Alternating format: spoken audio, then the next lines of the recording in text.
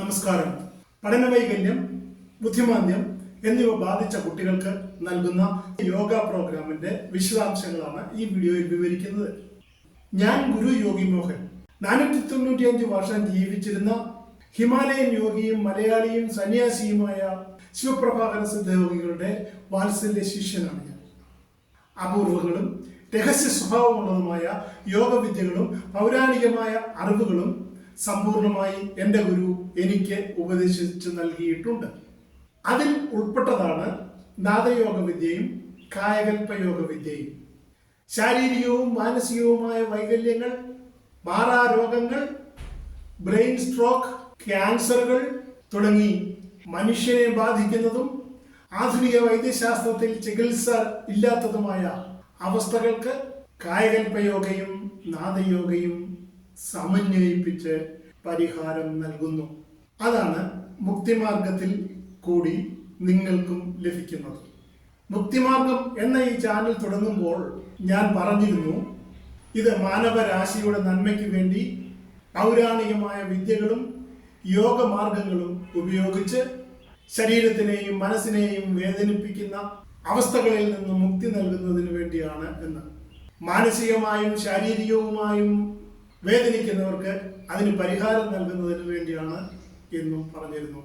കുട്ടികളിലെ പഠനവൈകല്യം, ജന്മനാലുള്ള ബുദ്ധിമാന്ദ്യം, പഠനവൈകല്യങ്ങളുടെ വിഭാഗത്തിൽപ്പെട്ട reflect image, mirror image, കാഴ്ചയ്ക്ക് മങ്ങൽ, ക്ലാസ് ടീച്ചർ ബോർഡിൽ എഴുതുന്ന വാക്കുകൾ, അക്ഷരങ്ങൾ എന്നിവ തലതിരിച്ച് കാണൽ, ബോർഡിൽ എഴുതിയ കാര്യങ്ങൾ ഒരു അറ്റം മുതൽ മറ്റേ അറ്റം വരെ കാണാൻ കഴിയാത്ത അവസ്ഥ, കളർ ബ്ലൈൻഡ്നെസ് അഥവാ നിറങ്ങളോടുള്ള അന്ധത, കേൾവി സംബന്ധമായ തകരാറുകൾ, ചെവിക്കുള്ളിലെ പല രീതിയിലുമുള്ള മുഴക്കങ്ങളും പ്രകമ്പനങ്ങളും, ഭാഗികമായി മാത്രം കേൾക്കൽ, പ്രതികരിക്കുന്നതിന് താമസം നേരിടുക, സാഹചര്യങ്ങളോട് പൊരുത്തപ്പെടുവാൻ കഴിയാത്ത രീതിയിലേക്ക് ഉള്ള ഭയം, നിഴൽ പോലെ ആരോ പിന്തുടരുന്നത് പോലെ തോന്നുക, രാത്രിയോടും ഇരുണ്ട പ്രതലങ്ങളോടും ഉള്ള ഭയം, ഉറക്കമില്ലായ്മ, സാഹചര്യങ്ങളോട് പൊരുത്തപ്പെടാൻ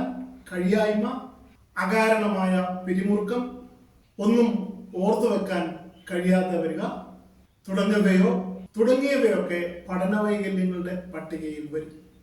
ബുദ്ധിമാന്ദ്യം എന്നാൽ ഒരാളുടെ ബുദ്ധി വേണ്ട രീതിയിൽ പ്രവർത്തിക്കാത്തത് മാത്രമല്ല, അതിനോടനുബന്ധിച്ച് ശാരീരിക വൈകല്യങ്ങളും പ്രകടമായിരിക്കും.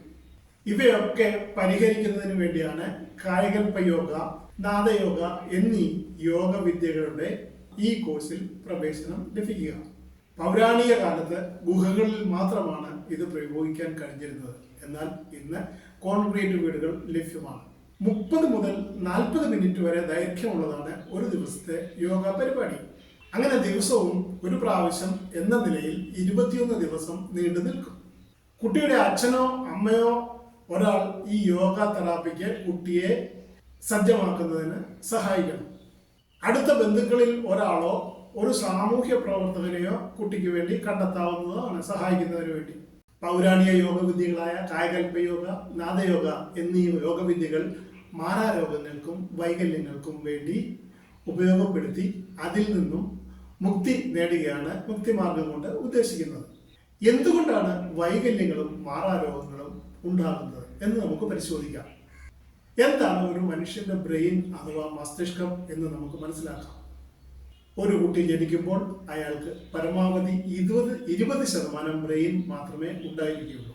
ബാക്കി 80% ബ്രെയിനും വളർച്ചയ്ക്കനുസരിച്ച് ക്രമേണ രൂപം കൊള്ളുന്നതാണ്. മസ്തിഷ്ക വികാസവും പരിണാമവും സംഭവിക്കുമ്പോൾ എന്താണോ ഒരാൾ കാണുകയും കേൾക്കുകയും അനുഭവിക്കുകയും ചെയ്യുന്നത്, അതാണ് അയാളുടെ അറിവും ബുദ്ധിയും.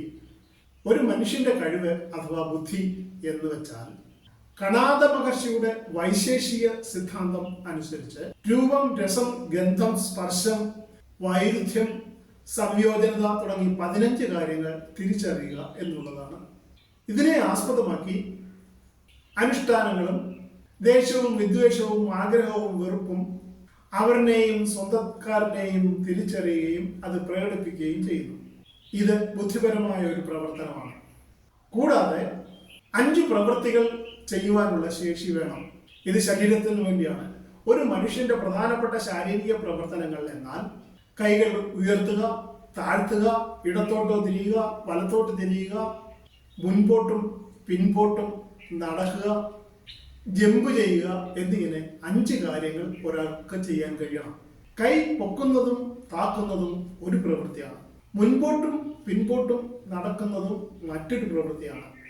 ഇതെല്ലാം കൂടി ആകെ 5 ചലനങ്ങളാണ് ഒരാൾ ജീവിതത്തിൽ നടത്തുന്നത്. ഈ 5 ചലനങ്ങളുടെ ആവശ്യാനുസരണം ഉള്ള തുടർച്ചയാണ് അയാളുടെ ജീവിതകാലത്തെ മുഴുവൻ പ്രവൃത്തികളും. ഇതിനെ മനസ്സുമായി ബന്ധിപ്പിക്കുന്നു. ആഹാരം, നിദ്ര തുടങ്ങിയ അടിസ്ഥാന ആവശ്യങ്ങൾക്ക് പൂർണ്ണത വരുവാൻ ഈ 5 ചലനങ്ങൾ മതിയാവും. ബുദ്ധിപരമായ വികാസം പ്രാപിച്ചിട്ടില്ലാത്ത ഒരാളാണെങ്കിലും ഈ ചലനങ്ങൾ മാത്രമേ അയാളിൽ ഉണ്ടാവൂ. എന്നാൽ വർത്തമാനകാല വിഷയങ്ങളുമായി ബന്ധപ്പെട്ട ആലോചന, പ്രതികരണം, ഭൗതികമായ ചിന്ത, വൈകാരികമായ ഇടപെടലുകൾ എന്നിവ ഉണ്ടാകണമെന്നില്ല. അഥവാ വൈകല്യത്തിന്റെ ഏറ്റക്കുറച്ചിലുകൾ അനുസരിച്ച് അവരുടെ സ്വഭാവം ഏറിയും കുറഞ്ഞും ഇരിക്കും. ഇത് എന്തുകൊണ്ടാണ് സംഭവിക്കുന്നത് എന്ന് നോക്കാം. അമ്മയുടെ ഉദരത്തിൽ രൂപം കൊണ്ട് 10 ചന്ദ്രമാസം കൊണ്ട് വളർച്ചയുടെ പൂർണ്ണതയിൽ എത്തി ജനനം സംഭവിക്കുന്നു. ജനനം കൊണ്ട് ഉദ്ദേശിക്കുന്നത് നമ്മുടെ ഭൂമിയിലെ പ്രകാശവും കാറ്റും ശബ്ദവും ഗന്ധവും ചൂടും തണുപ്പും ഒക്കെയുള്ള അന്തരീക്ഷത്തിലേക്ക് ഒരു അന്യഗ്രഹ ജീവിയെ പോലെ എത്തുക എന്നുള്ളതാണ്. ഈ കഴിഞ്ഞ 10 ചന്ദ്രമാസ കാലം അയാൾ ജീവിച്ചത് ഉദരത്തിലെ ചൂടുള്ള വെള്ളത്തിലാണ്. പുറത്തെ ചൂടിനേക്കാളും മർദ്ദവും ചൂടും ഇരട്ടിയുള്ള സ്ഥലമാണ് ഒരു മാതാവിന്റെ ഗർഭപാത്രം. സ്ഥായിയായ അന്ധകാരവും അതായത് പ്രകാശമില്ലായ്മയും മാതാവിന്റെ ശരീരത്തിലെ ഊഷ്മാവിന്റെ ഭാഗമായ ചൂടും ഏറ്റ് സർവജന്യമായ ശബ്ദത്തിന്റെ പ്രകമ്പനം കൊണ്ടാണ് ഇത് ഒരു കുട്ടി അമ്മയുടെ ഉദരത്തിൽ വളരുന്നത്. അമ്മയുടെ ഉദരത്തിൽ വെച്ചുള്ള വളർച്ച സംഭവിക്കുന്നത്, മറ്റൊരർത്ഥത്തിൽ പറഞ്ഞാൽ മനുഷ്യൻ ജീവിക്കുന്നത് ഗർഭപാത്രത്തിൽ വെച്ച് ജലത്തിലാണ്.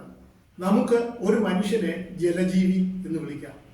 അമ്മയുടെ ഗർഭപാത്രത്തിൽ നിന്നും പുറത്തു വന്ന ആദ്യത്തെ ശ്വസനമാണ് കരച്ചിലായി അവതരിക്കുന്നത്. ഇത് ജീവിതത്തിലെ 2ാമത്തെ അവതാരമാണ്. സാധാരണഗതിയിൽ ആദ്യത്തെ കരച്ചിൽ മുതൽ ആണ് മനുഷ്യന്റെ ജനനവും ജീവിതവും ഇന്ന് കണക്കാക്കി പോരുന്നത്. അഥവാ പ്രീപാർട്ടം ലൈഫ് എന്നും പോസ്റ്റ് പാർട്ടം ലൈഫ് എന്നും ഇതിനെ വേർതിരിച്ച് വിളിക്കുന്നു. യോഗ സിദ്ധാന്തം അനുസരിച്ച് അമ്മയുടെ ഗർഭപാത്രത്തിൽ വെച്ച് രൂപം കൊള്ളുന്ന മനുഷ്യരൂപം ഒരു ബിംബമാണ്. ജനിച്ചു കഴിഞ്ഞാലും ഈ ബിംബത്തിന് പ്രത്യേക കഴിവുകൾ ഒന്നും തന്നെ ഇല്ല. ഇതാണ് മനുഷ്യന്റെ ശരീരം. ഈ ശരീരത്തിന്റെ വളർച്ചയ്ക്ക് ആവശ്യമായ ആഹാര പദാർത്ഥങ്ങളും ജലവും നൽകിയാൽ മതിയാകും. ആ ശരീരം വളർന്ന് ബാല്യം, കൗമാരാവസ്ഥകൾ എന്നിവ യഥാക്രമം പിന്നിട്ട് പോരുന്നു. എന്നാൽ ജനനശേഷം രൂപം കൊള്ളുന്ന ബ്രെയിൻ അഥവാ മസ്തിഷ്കം വികസിച്ച് പരിണമിക്കുന്നത് ബ്രെയിനിന്റെ ഉള്ളിൽ രൂപം പ്രാപിക്കുന്ന സൂക്ഷ്മജീവികളുടെ അഥവാ മൈക്രോബ്സിന്റെ പ്രവർത്തനം മൂലമാണ്. മനുഷ്യ ശരീരത്തിലെ രക്തം, അസ്ഥികൾ, മജ്ജ എന്നിവ തൽഫലമായി വികസിക്കുന്നു. അതിനോടൊപ്പം തന്നെ രുചിയും മണവും ശ്വസിച്ചും കേട്ടും കണ്ടും തൊട്ടും അനുഭവിച്ചറിയുന്ന അനുഭവങ്ങളും മറ്റുള്ളവരുടെ നിർദ്ദേശങ്ങളിൽ നിന്നുള്ള പാഠങ്ങളും അനുസരിച്ച് ഒരാളുടെ മസ്തിഷ്കം വളരുന്നു. അനുഭവങ്ങളുടെ ഏറ്റക്കുറച്ചിലുകൾ അനുസരിച്ച് അയാളുടെ കൗശലവും വിദ്യകളും ഏറിയോ കുറഞ്ഞോ ഇരിക്കും. ഈ രീതിയിലാണ് ഒരാളുടെ ദൈനംദിനമുള്ള വളർച്ച. ഇതിനെ നമുക്ക് 2 ശരീരമായി കണക്കാക്കാം. മനസ്സിലാക്കുന്നതിന് വേണ്ടി ഞാൻ പറഞ്ഞ ആദ്യത്തെ ശരീരം പ്രത്യേക കഴിവുകൾ ഒന്നുമില്ലാത്ത ഒരു യന്ത്രം മാത്രമാണ്. 2ാമത്തെ ശരീരത്തിന് സ്വതന്ത്രമായ ഒരു രൂപവും ലക്ഷണവുമില്ല. എന്നാൽ ബുദ്ധിയും കൗശലവും 2ാമത്തെ ശരീരത്തിനാണ് ഉള്ളത്. രൂപമില്ലാത്ത 2ാമത്തെ ശരീരത്തിൽ അന്തർലീനമായി കിടക്കുന്ന മറ്റൊരാൾക്ക് സ്പർശിക്കാൻ കഴിയാത്ത അരൂപിയായ 2ാമത്തെ ശരീരത്തിന്റെ ആവശ്യവും ആഗ്രഹവും നിർദ്ദേശങ്ങളും അനുസരിച്ച് ചലിക്കുകയും പ്രവർത്തിക്കുകയും ചെയ്യുക എന്നത് മാത്രമാണ് 1ാമത്തെ ശരീരത്തിന്റെ ധർമ്മം. സന്തോഷം, കോപം, സങ്കടം തുടങ്ങിയ എല്ലാ വികാരങ്ങളും രണ്ടാമത്തെ ശരീരത്തിന്റെ പ്രകടനമാണ്. എന്നാൽ രണ്ടാമത്തെ ശരീരത്തിന് തനിച്ച് നിലനിൽപ്പുമില്ല. എന്നാൽ രണ്ടാമത്തെ ശരീരം ഇല്ലാതെ ഒന്നാമത്തെ ശരീരത്തിന് നിലനിൽപ്പ് ഉണ്ടുതാനും. ഇത് പ്രഥമ ദൃഷ്ട്യ ഇതിൽ വിവരിക്കുവാൻ ബുദ്ധിമുട്ടുള്ള ഒരു വിഷയമാണ്. അതുകൊണ്ട് തന്നെ ഇത്തരം വിഷയങ്ങളെ വിവരിക്കുന്നതിന് തത്വശാസ്ത്രങ്ങൾ അഥവാ ഫിലോസഫിക്കൽ കഥകൾ, പുരാണങ്ങൾ എന്നിവ ഉപയോഗിച്ചു വരുന്നു. അവകളൊക്കെ തന്നെ സാഹചര്യങ്ങൾക്കനുസരിച്ച് ഉപയോഗിക്കുകയാണ് ചെയ്തിട്ടുള്ളത്. ഇതിനെ തിരിച്ചറിയുന്നതിന് സൃഷ്ടി രഹസ്യം എന്ന ഒരു അനുമാനമാണ് ഉപയോഗിച്ചിട്ടുള്ളത്. ഇത് വേദരഹസ്യങ്ങളിൽ പെടുന്നു. യോഗവിദ്യയിൽ ഇത് പ്രാവർത്തികമാക്കുന്നത് രണ്ടാമത്തെ ശരീരത്തിന്റെ നിർദ്ദേശം കൊടുത്ത് ഒന്നാമത്തെ ശരീരത്തെ പഠിപ്പിച്ചെടുക്കുക എന്നതാണ്. ഞാൻ മുകളിൽ സംസാരിച്ചത് യോഗവിദ്യയുടെ ബയോളജിയാണ്. ഇനിയും അനേകം സൂത്രവിദ്യകൾ വിവിധങ്ങളായ വിഷയങ്ങളെ ആസ്പദമാക്കി നിർവചിക്കപ്പെട്ടിട്ടുണ്ട്. അത് മറ്റൊരു എപ്പിസോഡിൽ ആവശ്യാനുസരണം വിശദമാക്കാം. ബുദ്ധിമാന്ദ്യവും പഠന, മാനസിക, ശാരീരിക വൈകല്യങ്ങളും എങ്ങനെ സംഭവിക്കുന്നു എന്ന് നമുക്ക് നോക്കാം. മനുഷ്യ മസ്തിഷ്കത്തിൽ സംഭവിക്കുന്ന ചില പ്രവർത്തനങ്ങളാണ് എല്ലാവിധ വൈകല്യങ്ങൾക്കും മാറാരോഗങ്ങൾക്കും കാരണം. ഞാൻ ഇവിടെ പറയുന്നത് മാറാരോഗങ്ങളെക്കുറിച്ചും വൈകല്യങ്ങളെക്കുറിച്ചും മാത്രമാണ്.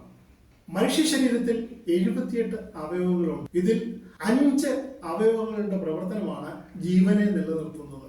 ഹാർട്ട് അഥവാ ഹൃദയം, ബ്രെയിൻ അഥവാ മസ്തിഷ്കം, കിഡ്നി, കരൾ, ശ്വാസകോശം എന്നിവയാണ് ആ 5 അവയവങ്ങൾ. ഈ 5 അവയവങ്ങളും കേന്ദ്രീയ നാഡീവ്യൂഹവുമായി ബന്ധപ്പെട്ടിരിക്കുന്നു എന്ന് മാത്രമല്ല, ഇത് തലച്ചോറിന്റെ നേരിട്ടുള്ള പ്രവർത്തനത്തിലും ആണ്. മസ്തിഷ്കത്തിന് സംഭവിക്കുന്ന തകരാറുകളിൽ പ്രധാനപ്പെട്ടവ 5 എണ്ണമാണ്. ഇതിൽ ഒന്നാമത്തേത് മസ്തിഷ്കത്തിലെ ഞരമ്പുകളിൽ രക്തം കട്ടപിടിക്കുക എന്നുള്ളതാണ്. ഇത് പലവിധത്തിലുള്ള പ്രതികൂല അവസ്ഥകൾ മുഖാന്തരം സംഭവിക്കുന്നു.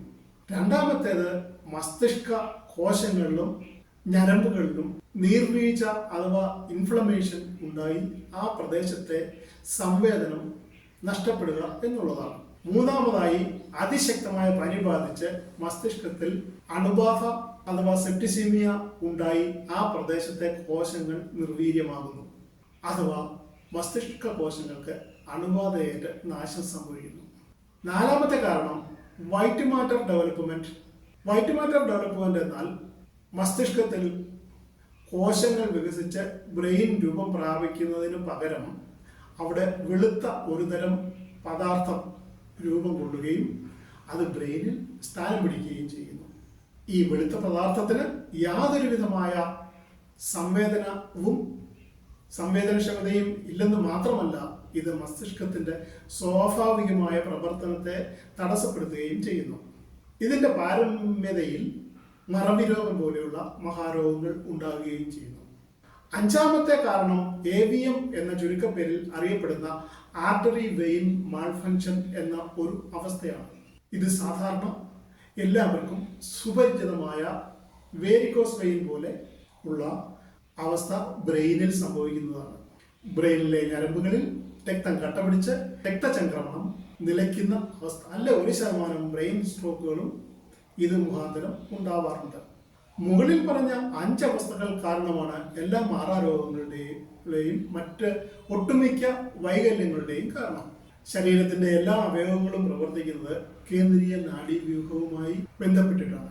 അതുകൊണ്ട് തന്നെ മസ്തിഷ്കത്തിന് തകരാറ് നേരിട്ടാൽ അത് മുകളിൽ പറഞ്ഞ 5 രീതിയിൽ ഏതെങ്കിലും ഒന്നിലധികം രീതിയിലോ ആയിരിക്കും. അത് ഗുരുതരമായ ഒരു പ്രശ്നമാണ്. എന്നാൽ വൈദ്യശാസ്ത്രത്തിൽ ഇതിനൊന്നും ഔഷധം ലഭ്യമല്ല. മസ്തിഷ്കത്തിൽ സംഭവിക്കുന്ന ഇത്തരം പ്രക്രിയകൾ അവസ്ഥകളായി കണക്കാക്കുന്നു. ഇത് രോഗങ്ങളുടെ നിർവചനത്തിൽ പെടുന്നില്ല. അതുകൊണ്ടാണ് ഇതിന് ഔഷധങ്ങൾ ഫലപ്രദമല്ല എന്ന് പറയുന്നത്. എന്നാൽ കായകൽപ്പയോഗ, നാദയോഗ എന്നീ യോഗവിദ്യകൾ മുഖാന്തരം മസ്തിഷ്കത്തിലെ ഏതവസ്ഥയെയും അലിയിപ്പിച്ച് കളയാനും മസ്തിഷ്കത്തിലെ കേടുവന്ന ഭാഗത്ത് കോശങ്ങൾ പുതിയത് സൃഷ്ടിക്കുവാനും കഴിയും. അതിനാവശ്യമായ സമയം, കേടുപാടുകളുടെ വ്യാപ്തി എന്നിവ അനുസരിച്ച് ഏറിയും കുറഞ്ഞും ഇരിക്കുമെന്ന് മാത്രം. എങ്കിലും 21 ദിവസം മുതൽ 45 ദിവസം വരെയുള്ള ഇടവേളകളിൽ മസ്തിഷ്ക കോശങ്ങൾ പുനഃസ്ഥാപിക്കപ്പെടുന്നു. ഇതുവഴി ആരോഗ്യപരമായ അവസ്ഥ ഉണ്ടാവുകയും അയാളെ ബാധിച്ച മാറാരോഗങ്ങളും വൈകല്യങ്ങളും അപ്രത്യക്ഷമാവുകയും ചെയ്യുന്നു. ഇതിന് യാതൊരുവിധ ഔഷധവും ആവശ്യമില്ല. യോഗവിദ്യ മാത്രം ആവശ്യമായ കാലയളവിൽ അനുഷ്ഠിച്ചാൽ മതിയാകും. അതുകൊണ്ട് തന്നെ മാറാരോഗങ്ങളും ബുദ്ധിമാന്ദ്യവും പഠന വൈകല്യവും ശാരീരിക മാനസിക വൈകല്യങ്ങൾ എന്നിവ ചുരുങ്ങിയ ദിവസത്തിനുള്ളിൽ അപ്രത്യക്ഷമാകുന്നതും ശരീരവും മനസ്സും ആരോഗ്യകരമായ അവസ്ഥയിലേക്ക് എത്തിച്ചേരുന്നതുമാണ്. കായിക യോഗയുടെയും നാദയോഗയുടെയും കാര്യമാണ്. ചില ആളുകളിൽ 28 ദിവസം കൊണ്ട് സമ്പൂർണ്ണ ഫലം ലഭിക്കുമ്പോൾ മറ്റു ചില ആളുകളിൽ 45 ദിവസം വരെ എടുത്തിട്ടുണ്ട്. ബ്ലഡ് ക്യാൻസർ, ബോൺ ക്യാൻസർ, മസ്തിഷ്കാഘാതം അഥവാ സ്ട്രോക്ക്, ശാരീരിക വൈകല്യങ്ങൾ, അത്ലറ്റിക്സ് ഡിസോർഡർ എന്നിവയൊക്കെ ഒറ്റയ്ക്കും ഗ്രൂപ്പായും ഓൺലൈനിൽ വിജയകരമായി പൂർത്തിയാക്കിയിട്ടുണ്ട്. ഈ പ്രോഗ്രാം മുക്തിമാർഗം ലോക നന്മയ്ക്ക് ആയി രൂപം കൊടുത്തിട്ടുള്ളതാണ്. നിങ്ങൾക്കും പങ്കാളിയാകാം. ഈ പ്രോഗ്രാം കൂടുതൽ ആൾക്കാരിലേക്ക് എത്തിക്കുന്നതിന് വേണ്ടി ഷെയർ ചെയ്യുക, ലൈക്ക് ചെയ്യുക, ഈ ചാനൽ സബ്സ്ക്രൈബ് ചെയ്യുക. സംശയങ്ങളും നിർദ്ദേശങ്ങളും ഇമെയിലായി അയയ്ക്കുക. മുകളിൽ കാണിച്ചിരിക്കുന്ന നമ്പറിൽ വാട്സപ്പ് ചെയ്യാവുന്നതുമാണ്. ഇമെയിൽ വിലാസവും മറ്റ് അത്യാവശ്യ കാര്യങ്ങളും ഡിസ്ക്രിപ്ഷനകത്ത് കൊടുത്തിട്ടുണ്ട്. Thank you.